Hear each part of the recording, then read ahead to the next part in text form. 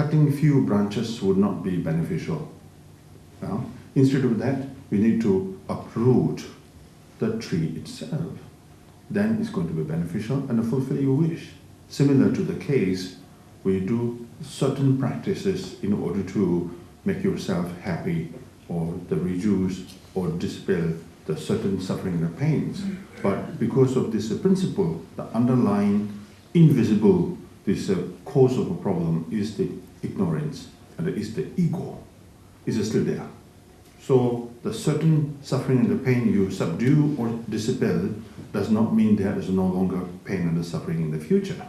So if you completely want to uproot or get rid of this, the unwanted pain and the suffering, then the only choice is to uproot this, the powerful ego and the ignorance. So, because if ego, the theory is here, if ego or the ignorance is truly existed or inherently existed there, then we have no choice. Yeah? All practices that we perform and we do is a big waste. Your energy is waste. Yeah? So, no way. But from this profound wisdom of the Buddha, the Bodhisattva is seen, is just a reflection. It's not there. Okay? You can manage to walk with this ignorance and the ego. It means you can avoid it and we can dispel it. You can eliminate it. Until you fully apply all these methods and the skills, so the powerful ignorance and the ego, although they are not truly existed outside somewhere, but they will disturb you. They will constantly disturb you. But therefore, those great masters, Shantidevas, Kadamba masters, they ask us to develop fully wisdom. If you are, once you are able to fully wisdom the wisdom of that seen egolessness, then it's gone, instantly gone. Then he has, or it has no power to abide with you once you are fully to develop the wisdom that is fully seen, the no ego and the no ignorance. Therefore, when we talk about genuine compassion, the Bodhisattvas being so compassionate to all sentient beings, it means they are seeing that all sentient beings wandering in this samsara for nothingness, for nothing. Because themselves, Buddhas or Bodhisattvas, have been practiced and discovered these powerful ignorance and the ego is not truly existed. By applying the powerful wisdom, and it's gone, no more there. So you have reached the final stage of the happiness. Now they themselves have become so compassionate to beings because they have seen all these beings wandering this samsara, although the ego, the ignorance, not truly there. But because of the wrongful-minded, delusive-minded, they grasp it as a true, as a solid there. So they are wandering this samsara. Oh, how good if they realize the true nature. How good if they are fully able to develop the wisdom, then they can see the no ego and the no ignorance. Then they can reach as good as we reach this level, the final stage of the happiness. So of course, it's the systematic, isn't it? That it's logical that you become so compassionate. If pain and the suffering is truly there, if ignorance is truly existed, ego is truly existed, then compassion no use. Even you be so compassionate, that compassion is good, stupid compassion anyway. Because you can't do anything to them. You can't walk them, you can't help them, because it is their nature. But ego, ignorance is not their nature. Absolutely not. There is something different. Therefore, in the teachings of the Vajrayana, they give transformation. The transformation comes this point. That is not something your nature, but by practice, you can transform that into the wisdom, something that you can make it nicer. So therefore, being compassionate has also reason, also sense. Otherwise, you cannot be compassionate. So being compassionate also based on the reason. Therefore, as we are Dhamma practitioners, if you have this knowledge, would be very helpful, because at least you feel ease and comfortable. Or ego, these disturbing the emotions are not truly there. I can work with that. I can work with that, and you could feel that, oh, why I have to be so foolish? Because I have never realized these things, but now I realize they are not truly there. So you become very diligent. It helps you to become diligent in your practice. So that is called the wisdom of contemplation. When we talk about the wisdom of study, so the masters give teachings, so you attentively listen. Yes, that, okay, listen very attentively. So that is the wisdom of study. So wisdom of contemplation is when you go back to your own place, then you reflect on it. Yeah? So without a reflection on it, then there's no way to adopt the wisdom of meditation. So the reflection of the wisdom of the contemplation is very important. The day when you walk up and down the street, even if you do swim, you can do the wisdom of reflection. Yeah? So at least you swim also become a meaningful swim. Yes, at the same time. So therefore the reflection is very important. So more you do reflection, the study of contemplation, then it's very easy to adopt the wisdom of meditation. Therefore, I think every aspect of your lifestyle can work with the Dhamma practice. There's no such thing, say, my normal life and my practice life. If you make two separate, then very difficult to be achieved the result from your practice. So therefore, in the skillful means, you need to bring your normal life into the Dhamma practice. With that is something to do with your mind. Like yesterday, or the before yesterday, in the teaching it says, like started from the guarding your mind. Guarding your mind, and the mindfulness, and the alertness, yeah? And the careful your mental attitude, your physical and the verbal attitude. Each and every these are we call practice. We always say, oh, I'm beginner. Maybe next year you say, oh, I'm still beginner. And the good excuse is that, why didn't you develop your practice? Then you may say, oh, I have family life, I have a business life, I'm in this life, that life. So you say, I'm still beginner. So this problem caused by lack of wisdom, lack of diligence, and the lack of continuity, and the lack of application. So therefore, if you are able to bring your normal life into the practice, there's no particular time for you to do Dhamma practice. Walking, eating, talking, every aspect of your lifestyle is associated with the Dhamma practice. That is the genuine Dhamma practice. If you make two separate, if you are unable to bring them together, then there is no benefit from the practice. Okay, that's it. Okay, good morning.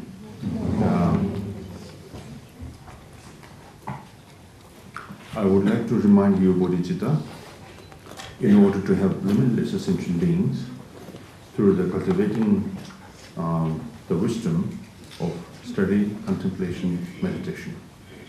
Tewa chenpo menga kadam lebon rinpoche zate chanju sambanur ruchangwa che chawa shuso tekarake don bodhisattva manya awale chage chanju sambanur ruchangwa tuji chenpo la chachalo lama nama chachalo tebe la chachalo tesum tamche pangcha shin ruyan nene jedoja nimu lelo rabon shin dado chundu lewarja chayda shishin paye do onbe guanyo kundu song minzin tu song yada yan semyi gyula takparcha dāgī nyenpa dāshāshīn Sangye chūla tsaṅgīshā dāgī yuñte bāchāshīn Sangye yuñne rāpāshā nyetān kūrti pāñchāshīn kērātā pāṅgāshā dōpa chūshīn chōshīn chēgā chīndu sōgāshā jāngdā nīngjī gōngshāshīn chāngshū sīne tēmbāshā mīgī chūne pāṅchāshīn tādu tēpā tēmbāshā chōdāng ngā yāg shōngshāshīn mēmbē sīmdān tēmbāshā lōbē tsōwā pāṅchāshīn chūjī tsōwāshā sāngsīng tamchē pāṅchāshīn pāgwē nōshī tēmbāshā dūjī tamchē pāṅchāshīn gōmbālāne nēpāshā 차별 cilāng pāṅsāshīn tāhōngāne tōmbarchā lāma khenpo tōngānsā kuibē rīmbro jebarchā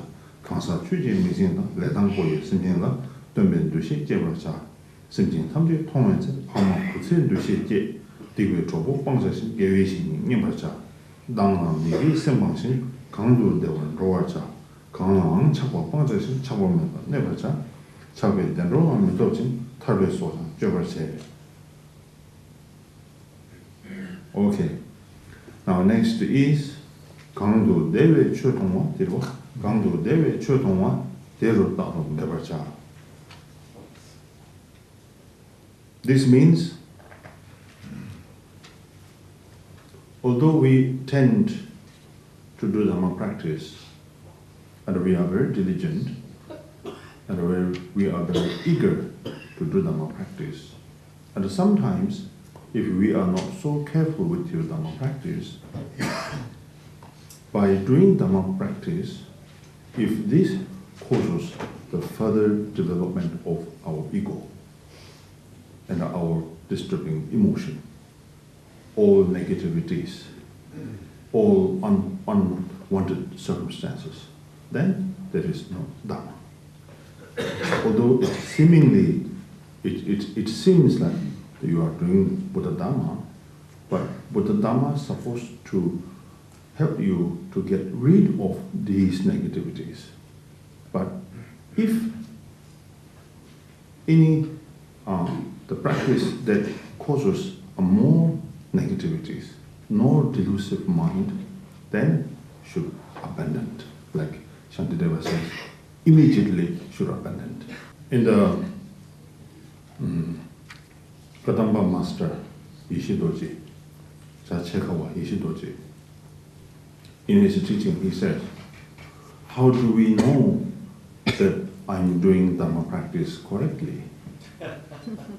And you should prove, he says, as long as that Dhamma practice helps you calm down your mind and bring a peace and a harmony and bring compassion, loving kindness, will bring responsibility for others. And that is the sign or the indication of the good Dhamma practice.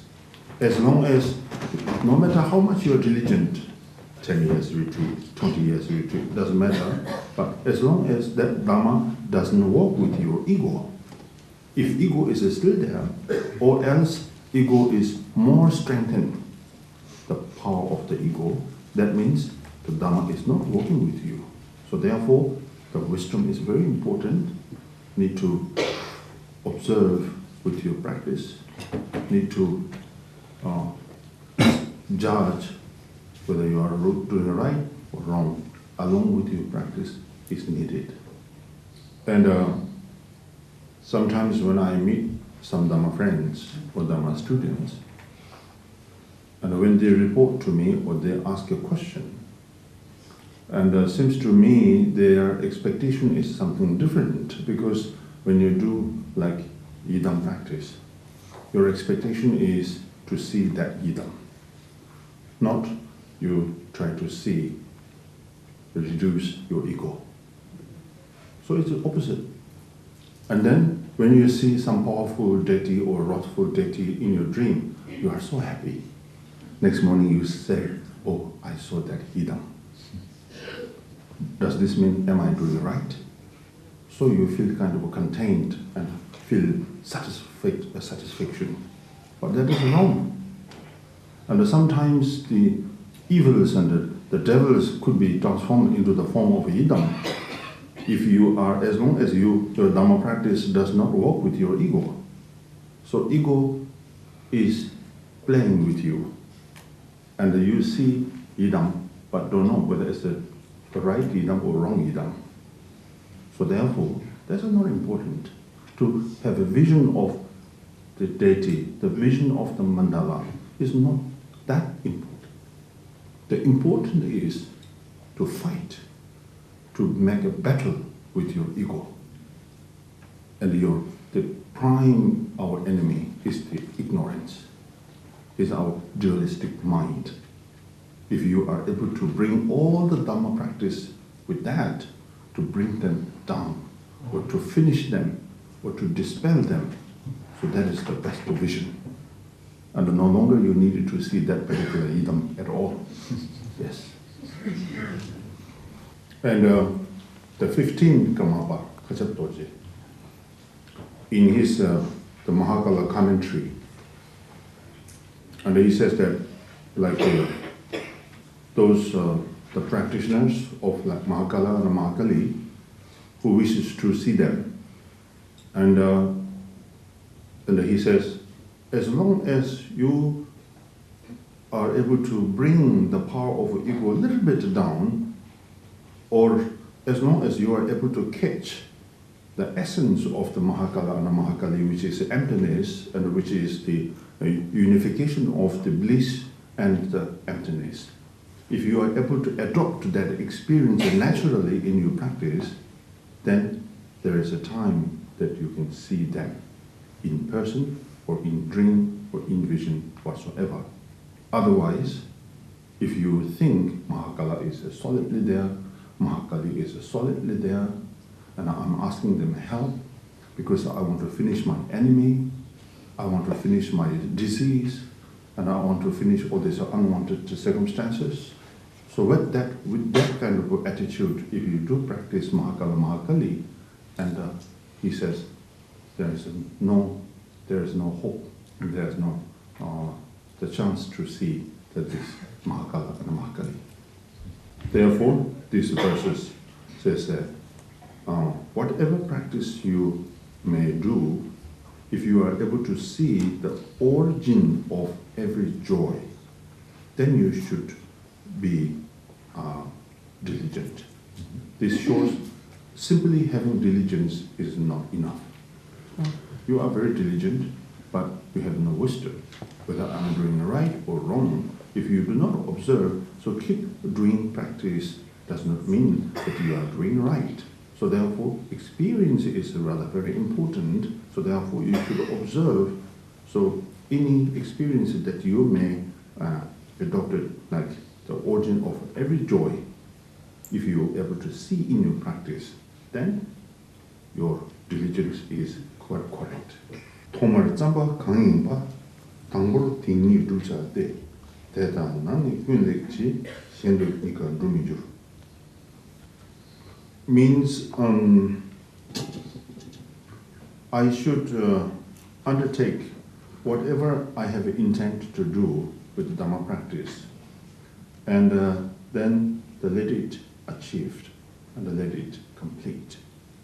This means that it's very obvious. Many Dhamma practitioners, so they want to do a little bit here, and incomplete, and then jump to the next one, try to do that one, incomplete, and then the next one. You are so excited with all kinds of practices, but never complete any of them. So the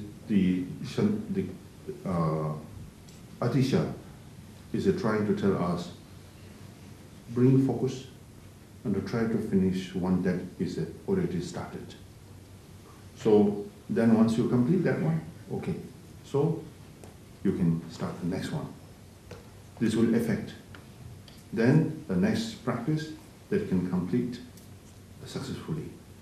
Otherwise, you make this incomplete, this practice, then bad effect, negative effect to the next, and that will also going to be incomplete.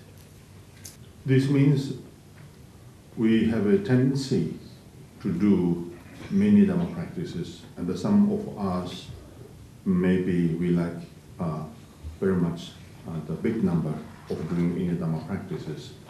So, and I have met up some Dhamma friends as well, and saying that, because I'm doing like a Tara prayer, I'm doing forearm generation practice, I'm doing medicine Buddha, I'm doing this and that. Like it's 12 to 13, 14 yidams you are doing practices.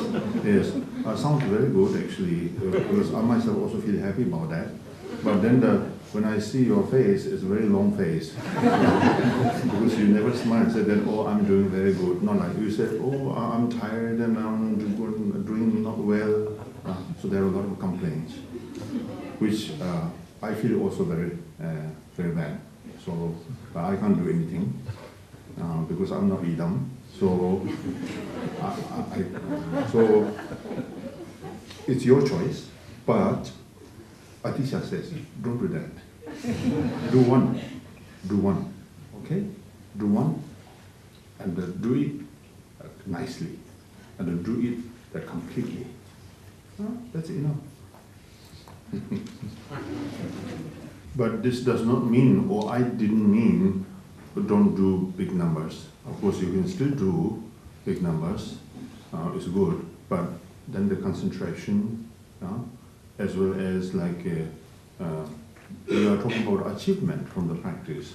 So if you are unable to experience the achievement from the practice, then that is just giving you a tired, just exhausted, tired from your practice, which is not practical. So practical instruction here is do one, complete with the joyfully. So that is important. Tadu digla gatawe, kandu towe simchungse, tese majal jajashin, lame dhamma tembraja. I explain because the verse in Tibetan, the root text, a bit tricky. So need to go around this. So two of us communicating this way, let's try to solve the problem. Now this is the Tadu Digla Gatawe. Tadu, you should skip now. Tadu, first we start Digla Gatawe.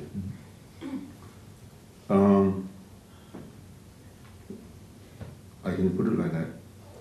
When you do practice, by doing Dhamma practices, and a certain experience of achievement or benefit may gain while you do practice, then there is another problem, which is the second verses. Kanto towe simchungse, pride arise. Pride. That is very dangerous. If you do not observe your mental attitude, then you can check and you can see your mental attitude. There is pride arise. Oh, I'm doing now very good. I'm doing better than him, better than her. Yeah? My view is much better than them. My meditation is much deeper than them. So you think that, oh, now I'm really doing well. I can't believe myself that I could do such. Wow. So, you are trying to fly. That is not good. So therefore, the third verses, they say, try to bring down. Try to bring down what? The pride. Bring down pride. Your pride should bring down. And this does not mean, according to the Kadamba tradition, this kind of majal is just a reflection of the power of the Dhammadhatu. But the problem is because we grab the majal or the pride itself. So we don't blame the majal itself or the pride itself. But problem is we follow the pride. Then the pride lead us away.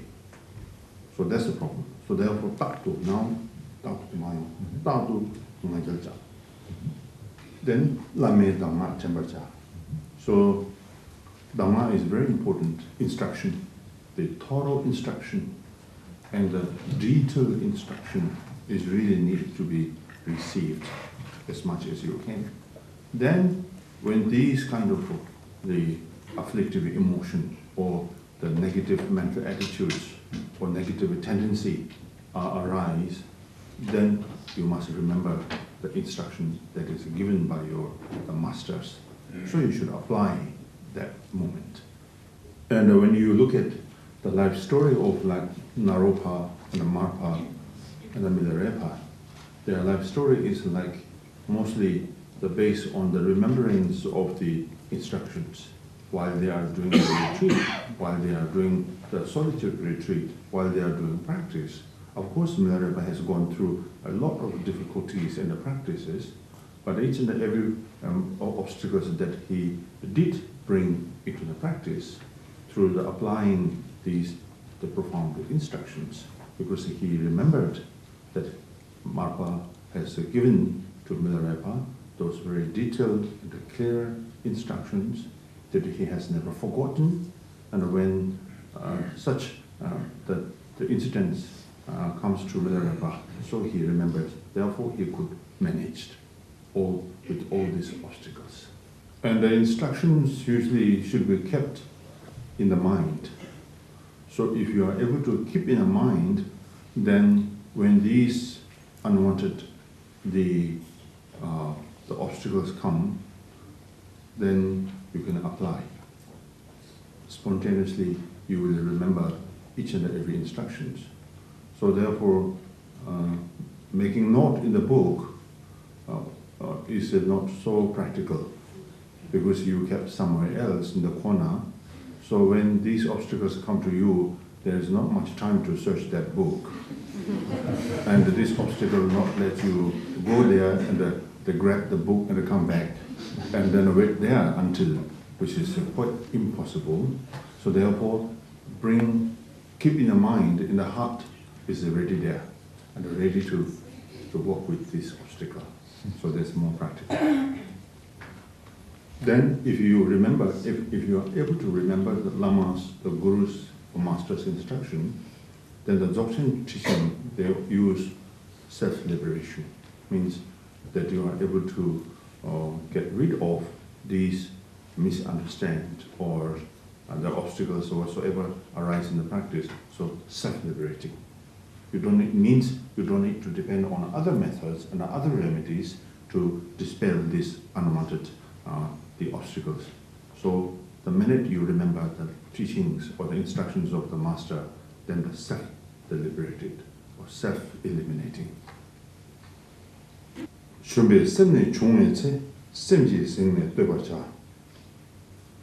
Making balance your mental attitude is very difficult, but needed. So the previous was, you think too high is also an obstacle to your practice. And then the other way is the mind that is lacking confidence. That, oh, I cannot do that because you are so high, you can do that. I'm a very ordinary person, I cannot do that. I'm an ordinary man and a woman, I cannot do, I have a family life, I have a business, and I have this and that, or all kind of. So you try to bring down your confidence. No? Because you can do that, it's very obvious. You can do. You cannot deny you can do that. Because the Buddha says all the sentient beings can be done. And they can do. And but when you say I cannot do, means there is the lack of confidence. So this is the biggest obstacle to you. Number one, obstacle to this block you to get into the right path. Number two, this cause obstacle as an obstacle to achieve the practice on the path. Yeah? And then number three, this is also cause of obstacle, the cause of the obstacle of to be enlightened. So therefore, one that disturb you to get into the right path. Two, so that disturb you to apply for application, to apply the remedies and apply the methods. And the three, it disturbs you to be enlightened. So that's why you should avoid the mind that is lacking confidence. Okay, Nika Tongpa Nito Gom, the best method to work with the pride, to work with the lack of confidence, the best is to meditate in the emptiness. So when pride comes, also you meditate. The pride does not exist. It's just there, but if you try to catch what is the characteristic of the pride, and you never be able to find the solid pride.